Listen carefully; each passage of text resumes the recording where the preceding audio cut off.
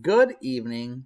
This is Mr. McWilliams, and I'm making a video today because there seems to be a little bit of confusion with how I would like you to turn in your assignments.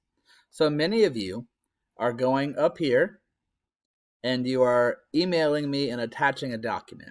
Now, you can do that if you have any questions about an assignment, but how I would like you to turn in your assignments is by either going over to where the assignment is over here, or assignment here. Now, this person has already turned in their assignment, but it will usually say submit. You'll click there. You can make a comment.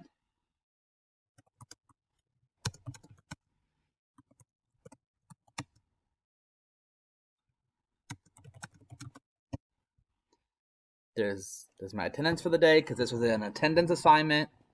And you just attach a document by going here. Okay, you can do it that way. Or you can go over to here. It'll still say submit for you guys if you haven't turned in the assignment. This is my attendance for a day. Go over there and resubmit. Now this will tell me that you have submitted the assignment, and it automatically goes to the grade book. So this is how I would like to have it done.